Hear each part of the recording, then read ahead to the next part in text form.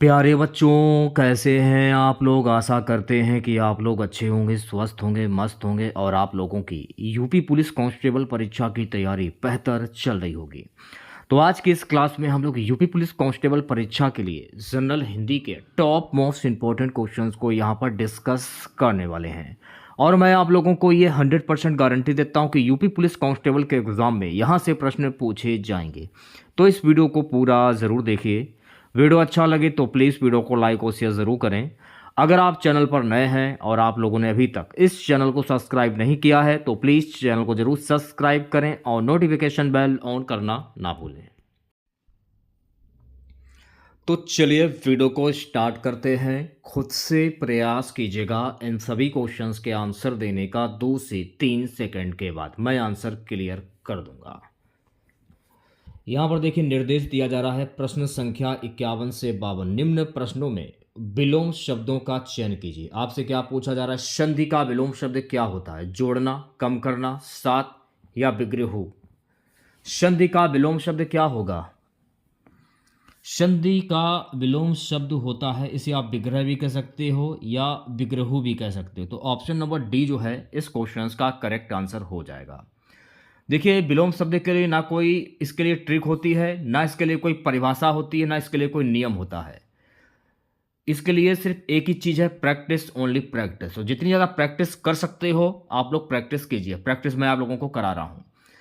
अगला क्वेश्चन क्या कह रहा है, श्वेत का विलोम शब्द क्या होता है? दूर, सफेद, लाभ या श्यामा। श्वेत का विलोम शब्द होता है श्यामा। तो दूसरे क्वेश्चंस की अगर मैं बात करूं भी तो भाई डी ऑप्शन जो है इस क्वेश्चंस का करेक्ट आंसर हो जाएगा। अगला क्वेश्चन देखेगा प्रश्न संख्या 53-54। निम्न प्रश्नों में सही पर्यायवाची शब्द का चयन करें। सूर्य का पर्यायवाची शब्द क्या होगा?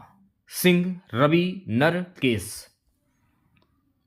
सिंह का पर्यायवाची शब्द क्या होता? तो सिंह का पर्यायवाची शब्द होता है रवि। तो ऑप्शन नंबर बी करेक्ट हो जाएगा। सो गाइस अगला क्वेश्चन देखेगा हृदय का पर्यायवाची शब्द क्या होता है? उर, भानु, रक्त या अलंक। अलख। हृदय का पर्यायवाची शब्द क्या होगा? तो मेरी बार जो हृदय का पर्यायवाची शब्द होता है उर। तो ऑप्शन नंबर ए जो है इस क्वेश्चन का करेक्ट आंसर हो जाएगा। देखिए अगर आप लोगों को ये क्लास अगर आप लोगों को अच्छी लगे तो सभी बच्चों से गुजारिश करना चाहूँगा प्लीज़ क्लास को लाइक और शेयर ज़रूर करें आप लोग। अगला क्वेश्चन देखेगा, अब यहाँ पर क्या बोल रहा है, प्रश्न संख्या 55 से 56। निम्न प्रश्नों में सही संधि विच्छेद चुने। नयन का संधि विच्छेद क्या होगा भाई? तो नयन का संधि विच्छेद शब्द होता है ने धन अन। तो राइट आंसर की अगर मैं बात करूं तो ऑप्शन नंबर डी जो है इस क्वेश्चन का करेक्ट आंसर हो जाएगा। और अगर आप लोगों से ये पूछा जाए कि नयन में प्रयुक्त संधि कौन सी होगी, देखिए इसको मान लिया जाएगा अ और इसको मान लिया जाएगा छोटा आ। अ प्लस छोटा आ मिलकर क्या बना? अ प्लस छोटा आ मिलकर बना अय। क्या बना? अय बना। और नियम के अनुसार अय किस में आता है? अय जो है ना ये अयादि स्वर संधि में आता है। और अगर आप लोगों से ये पूछा जाए नयन में प्रयुक्त संधि कौन सी होगी, अयादि स्वर संधि हो जाएगी। चलिए बढ़ते हैं नेक्स्ट क्वेश्चन की ओर। अगला क्वेश्चन क्या कह रहा है, मात्राज्ञा। मात्राज्ञा का संधि विच्छेद क्या होता है भाई? मात्र धन आज्ञा। तो राइट आंसर की अगर मैं बात करूं तो ए ऑप्शन जो है इस क्वेश्चन का करेक्ट आंसर हो जाएगा। ये तो आपको पता चलेगा कि मात्राज्ञा का संधि विच्छेद मात्र धन आज्ञा होता है। और अगर आप लोगों से ये पूछा जाए कि मात्राज्ञा में प्रयुक्त संधि कौन सी, तब आप क्या क्या क्या करोगे? देखिए इसको क्या माना जाएगा, इसको मान लिया जाएगा री और इसको क्या माना जाएगा? बड़ा आ। तो री प्लस बड़ा मिलकर क्या बना? रा बन गया। और नियम के अनुसार रा किस में आता है? यण संधि में आता है। तो अगर आप लोगों से पूछा जाए मात्राज्ञा में प्रयुक्त संधि कौन सी होगी, यण संधि हो जाएगी। तो ये भी आपको ध्यान में रखना है। अब यहां पर क्या पूछा जा रहा है, निर्देश दिया जा रहा है प्रश्न संख्या 57 से 58। निम्न प्रश्नों में सही प्रत्यय को चुने। आई का प्रत्यय क्या होगा? तो मैंने आप लोगों को क्या बताया था कि स्टार्टिंग का जो शब्द होता है वो आपका उपसर्ग होता है और लास्ट वाला जो शब्द होता है वो आपका प्रत्यय होता है। जेठानी, आई इसमें नहीं होगा। मिठाई इसमें हो जाएगा। पुजारी इसमें भी नहीं होगा। दुखिया इसमें भी नहीं होगा। तो राइट आंसर की अगर मैं बात करूं मिठाई में आई प्रत्यय हो जाएगा, मिठाई, आई आई। ऑप्शन नंबर बी करेक्ट हो जाएगा। इक, इक में कौन सा प्रत्यय होगा? धार्मिक, इसमें हो जाएगा। रंगीन इसमें नहीं होगा। पांचवा इसमें भी नहीं होगा। चाची इसमें भी नहीं होगा। तो राइट आंसर की अगर मैं बात करूं, धार्मिक, इक, धार्मिक, इक, इक, इक निकल रहा है। ऑप्शन नंबर ए करेक्ट हो जाएगा। ठीक है, अगला क्वेश्चन दिखेगा। अक्ल का दुश्मन का अर्थ है अप्रिय, मूर्ख, नास्तिक, निराशावादी। तो अक्ल का दुश्मन का अर्थ क्या होता भाई? अक्ल का दुश्मन यानी कि मूर्ख। तो बी ऑप्शन जो है इस क्वेश्चन का करेक्ट आंसर हो जाएगा। अगला क्वेश्चन देखिएगा, अज्ञान में कौन सा समास है? द्विगु समास, नग्न, तत्पुरुष या द्वंद्व? अज्ञान, तो अज्ञान में कौन सा समास होगा? जब आप इसका समास विग्रह करोगे अज्ञान का, तो अज्ञान का समास विग्रह क्या होता है? ना ज्ञान या ज्ञान का अभाव। तो इसमें समास होगा न। ऑप्शन नंबर बी जो है गाइस इस क्वेश्चन का करेक्ट आंसर हो जाएगा। अब देखिए यहां पर निर्देश दिया जा रहा है, प्रश्न संख्या 61 से 62, निम्नलिखित वाक्यों के लिए दिए गए विकल्पों में से उचित पद छांटिए। क्या कह रहा है? वह बालक जिसे गोद लिया गया हो उसको क्या कहते हैं? दत्तक, अंकित, औरस, रहतुआ। वह बालक जिसे गोद लिया गया हो उसको क्या कहते हैं? वह बालक जिसे गोद लिया गया हो उसको हम कहते हैं दत्तक। तो राइट आंसर की अगर मैं बात करूं तो ए ऑप्शन करेक्ट हो जाएगा। सो गाइस अगला क्वेश्चन देखेगा। अगला क्वेश्चन है, जिसको प्रसन्न करना कठिन हो उसको क्या कहते हैं? आशुतोष, दम्भी, दुरार्ध या क्रोधी। जिसको प्रसन्न करना कठिन हो उसको क्या कहते हैं? तो जिसको प्रसन्न करना कठिन हो उसको कहते हैं दुराराध्य। तो ऑप्शन नंबर सी जो है गाइस इस क्वेश्चन का करेक्ट आंसर हो जाएगा। चलिए बढ़ते हैं नेक्स्ट क्वेश्चन की ओर। उज्ज्वल में कौन सा उपसर्ग? अभी मैंने आप लोगों को बताया था कि स्टार्टिंग का जो शब्द होता है वो आपका उपसर्ग होता है और लास्ट वाला शब्द जो होता है वो आपका प्रत्यय होता है।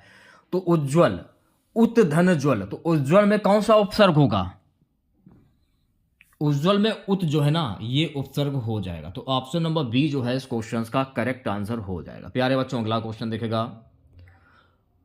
पुराण शब्द में इक प्रत्यय लगाने पर कौन सा शब्द बनता है? पुराण शब्द में इक प्रत्यय लगाने, पौराणिक, पौराणिक, पुराणिक या पुराणिक, बस थोड़ा सा दिमाग लगाना है, आंसर अपने आप ही निकल आएगा। बोलने से ही पता चल रहा है कि कौन सा आंसर होगा।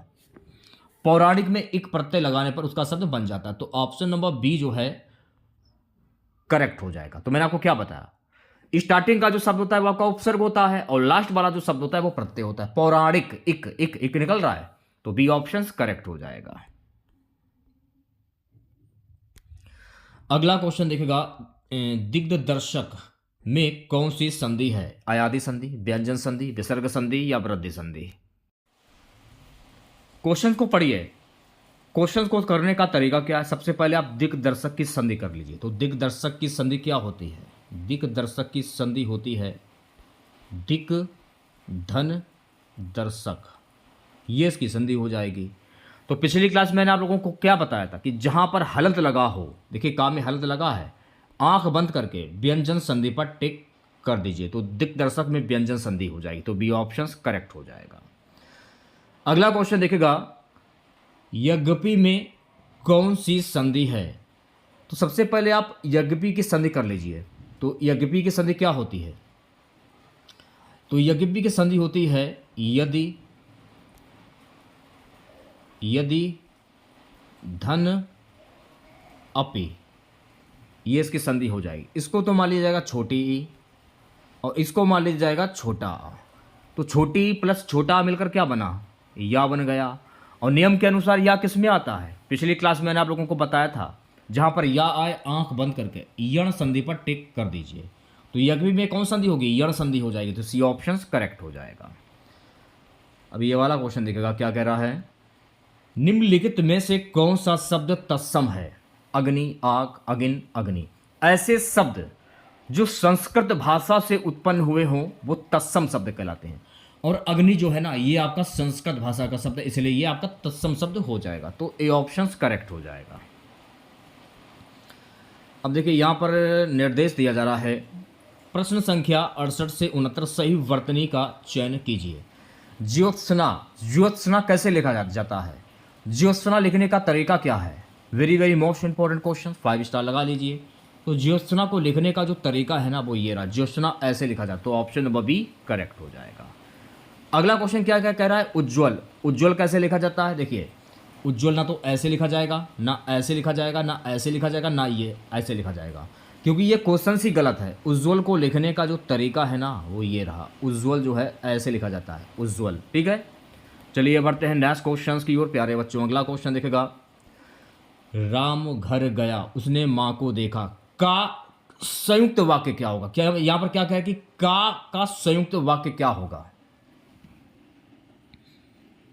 इसका संयुक्त वाक्य होगा राम घर गया और उसने मां को देखा। ये आपका संयुक्त वाक्य हो जाएगा। तो ऑप्शन नंबर बी करेक्ट हो जाएगा। ओके, अगला क्वेश्चन देखेगा, राम रमापति का धनु लेहु इनमें से कौन सा अलंकार है? वक्रोक्ति, अनुप्रास, यमक या श्लेष? तो इसमें अनुप्रास अलंकार होगा। तो राइट आंसर की अगर मैं बात करूं तो बी ऑप्शन करेक्ट हो जाएगा। अब आपके मन में ये आ रहा होगा कि अनुप्रास अलंकार क्या होता है? कहने का मतलब यह है जब काव्य में किसी वर्ण अक्षर की बार बार आवृत्ति पुनरावृत्ति हो उसे अनुप्रास अलंकार कहते हैं। तो देखिए रा में भी रा है, रमापति में भी रा है, तो रा की आवृत्ति जो बार बार जो 2 बार इसमें जो है वो की गई है, राम में भी रा है, रमापति में भी रा, इसलिए यहाँ पर अनुप्रास अलंकार हो जाएगा। ठीक है, अगला क्वेश्चन देखेगा, निर्देश प्रश्न संख्या 72 से 73 सही विलोम शब्द का चयन कीजिए। अनादर का विलोम शब्द क्या होता है? मान, सम्मान, आदर, सत्कार। बताइए क्या आंसर होगा? आदर का विलोम शब्द क्या होता है भाई? तो आदर शब्द का विलोम अनादर शब्द का विलोम शब्द होता है आदर। तो ऑप्शन नंबर सी करेक्ट हो जाएगा। सो गाइस अगला क्वेश्चन देखेगा, अविज्ञ का विलोम शब्द क्या होता है? अज्ञानी, अनविज्ञ, अनिपुण या मूर्ख? तो अविज्ञ का विलोम शब्द क्या होता है? अविज्ञ का शब्द विलोम शब्द होता है अनभिज्ञ। तो ऑप्शन नंबर बी जो है गाइस इस क्वेश्चन का करेक्ट आंसर हो जाएगा। चलिए बढ़ते हैं नेक्स्ट क्वेश्चन की ओर। अगला क्वेश्चन देखेगा, निर्देश प्रश्न संख्या 74 से 75 निम्नलिखित प्रश्नों में समास के प्रकार का चयन कीजिए। गुरु दक्षिणा, तो गुरु दक्षिणा में समास क्या होगा? ये कह रहा है कि गुरु दक्षिणा में कौन सा समास होगा? कर्मधार समास, द्वंद्व समास, तत्पुरुष समास या अव्ययभाव समास? तो गुरु दक्षिणा का समास विग्रह कर लीजिए। तो गुरु दक्षिणा का समास विग्रह होता है गुरु की दक्षिणा। तो की आ रहा है गुरु की दक्षिणा, तो की जो है किस कारक? कर्ता ने कर्म को का, कर्ता ने कर्म को करण के द्वारा संप्रदान को के लिए, अपादान से संबंध का के की, संबंध का के की या संबंध में आ रहा है। तो आंख बंद करके तत्पुरुष समास पर टिक कर दीजिए। तो गुरु दक्षिणा में कौन सा समास होगा? तत्पुरुष समास हो जाएगा। तो सी ऑप्शन करेक्ट हो जाएगा। नवग्रह, 9 ग्रहों का समूह, तो ये संख्यावाची शब्द है। जहां पर संख्यावाची शब्द होता है तो वहां पर कौन सा समास होता है? तो वहां पर कौन सा समास होगा? द्विगु समास होता है जहां पर संख्यावाची शब्द होता है। तो ऑप्शन नंबर ए करेक्ट हो जाएगा। ठीक है, अगला क्वेश्चन देखेगा, यहां निर्देश दिया जा रहा है 76 से 77 निम्नलिखित प्रश्नों में संधि का प्रकार बताइए। मृगेंद्र, तो मृगेंद्र में कौन सी संधि होगी? यह आपसे कहा जा रहा है अयादि संधि, वृद्धि संधि, गुण संधि या दीर्घ संधि? मृगेंद्र, तो सबसे पहले आप मृगेंद्र का संधि विच्छेद कर लीजिए। तो मृगेंद्र का संधि विच्छेद क्या होता है? मृग धन इंद्र। ठीक है, इसको क्या माना जाएगा? इसको मान लिया जाएगा छोटा आ और इसको मान लिया जाएगा छोटी ई। छोटा आ प्लस छोटी ई मिलकर क्या बना? अय बन गया। और नियम के अनुसार अय किस में आता है? अय जो है ना मेरे प्यारे बच्चों ये गुण संधि में आता है। तो मृगेंद्र में प्रयुक्त संधि कौन सी होगी? गुण संधि हो जाएगी। तो सी ऑप्शन करेक्ट हो जाएगा। अगला क्वेश्चन देखेगा, अगला क्वेश्चन क्या कह रहा है कि सरखंबू, सरखंबू में कौन सी संधि है? यण संधि, गुण संधि, वृद्धि संधि या दीर्घ संधि?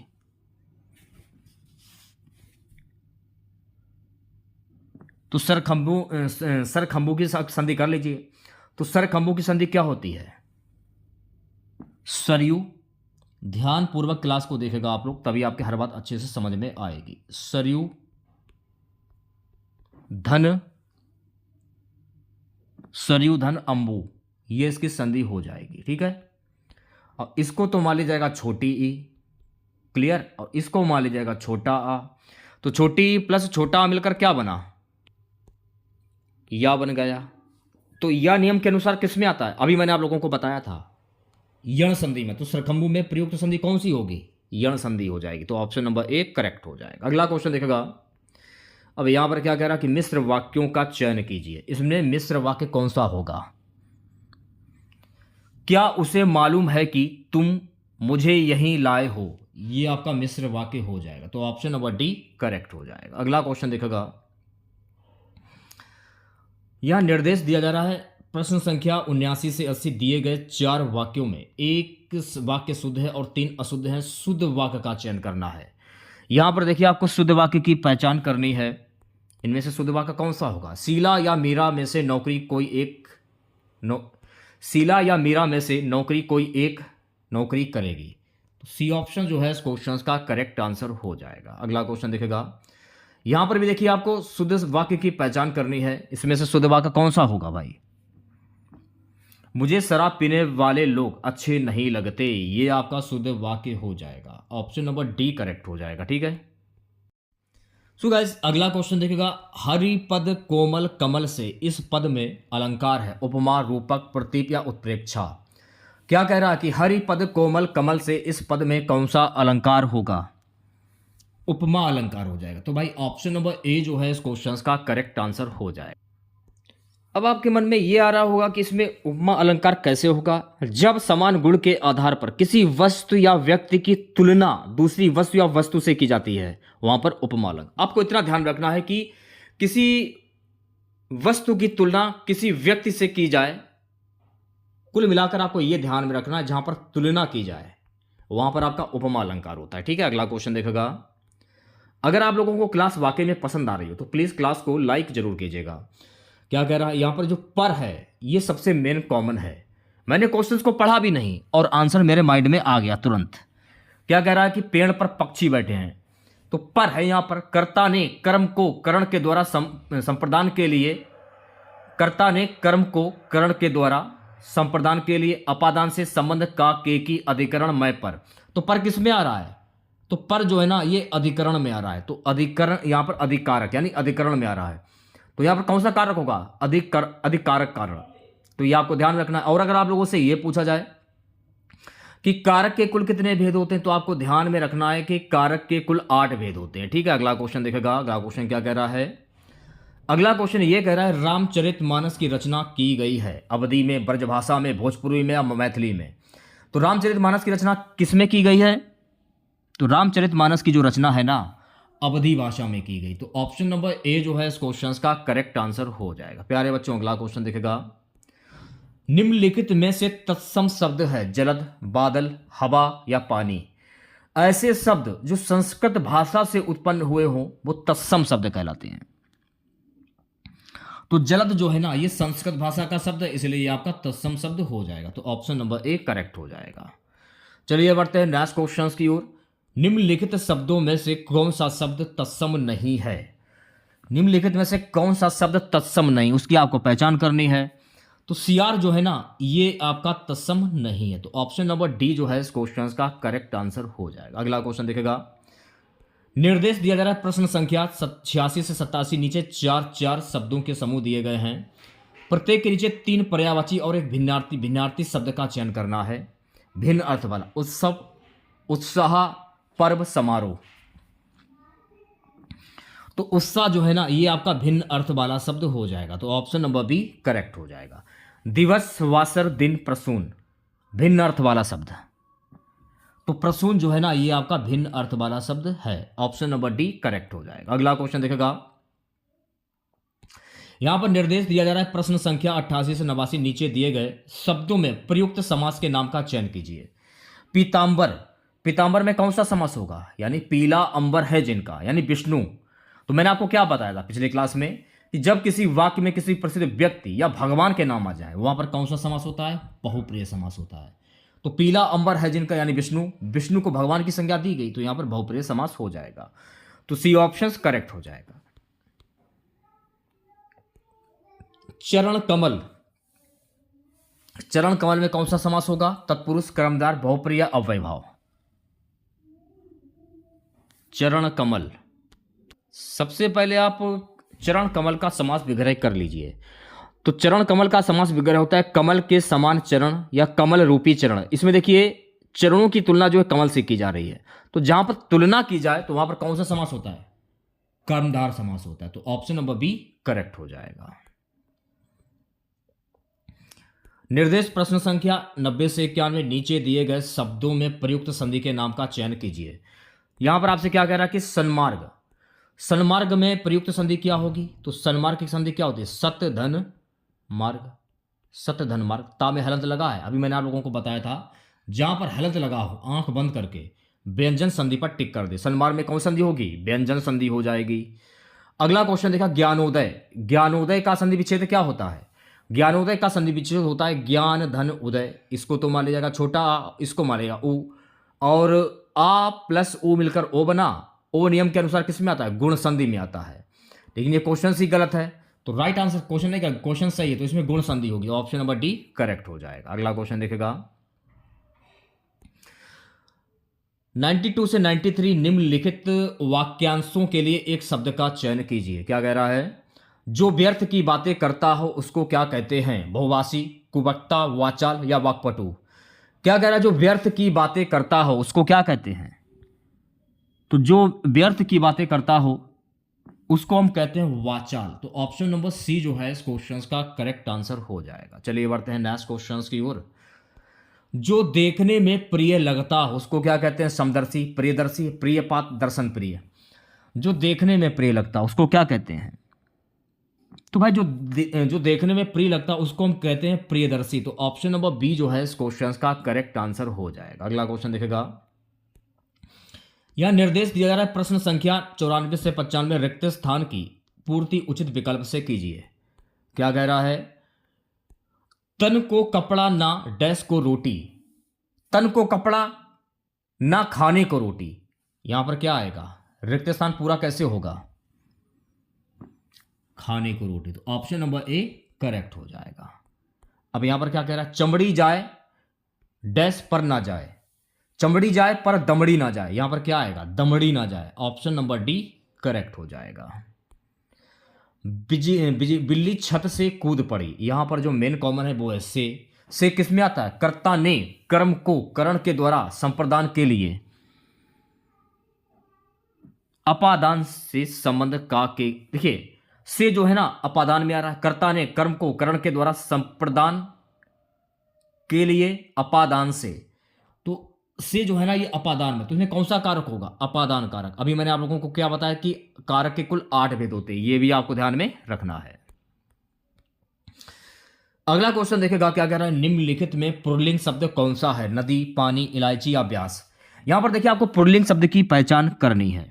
तो पानी जो है ना ये आपका पुल्लिंग शब्द हो जाएगा। तो ऑप्शन नंबर बी करेक्ट हो जाएगा। अगला क्वेश्चन देखेगा, अगला क्वेश्चन है व्युत्पत्ति के आधार पर संज्ञा के कितने भेद होते हैं? 3, 4, 5 या 6।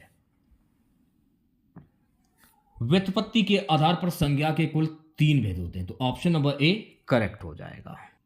ये तो आपको पता चलेगा कि 3 भेद होते हैं। कौन कौन से होते हैं? ऋण, यौगिक और योग ऋण। तो ये आपको ध्यान में रखना है। अगला क्वेश्चन देखेगा, सो गाइस अगला क्वेश्चन क्या कह रहा है कि हिंदी के शब्दों का लिंग निर्धारण किसके आधार पर होता है? प्रत्यय, संज्ञा, क्रिया या सर्वनाम। किसके आधार पर होता है? तो संज्ञा के आधार पर होता है। ऑप्शन नंबर बी करेक्ट हो जाएगा। आज की क्लास का लास्ट क्वेश्चन रहेगा, कारक के कितने भेद होते हैं? मैंने आपको बार बार बताया, 1000 बार बताया हुआ कि कारक के कुल 8 भेद होते हैं। तो ऑप्शन नंबर बी करेक्ट हो जाएगा। तो कैसी लगी क्लास आप लोगों को कमेंट बॉक्स में ज़रूर बताइएगा। अगर आप लोगों को आज की ये क्लास अच्छी लगी हो तो प्लीज़ क्लास को लाइक कीजिएगा और अपने तमाम दोस्तों में इस क्लास को ज़्यादा से ज़्यादा शेयर कीजिएगा। अगर आप चैनल पर नए हैं और आप लोगों ने अभी तक इस चैनल को सब्सक्राइब नहीं किया है तो प्लीज़ चैनल को ज़रूर सब्सक्राइब करें और नोटिफिकेशन बेल ऑन करना ना भूलें। मिलते हैं नेक्स्ट वीडियो के साथ। जय हिंद, जय भारत।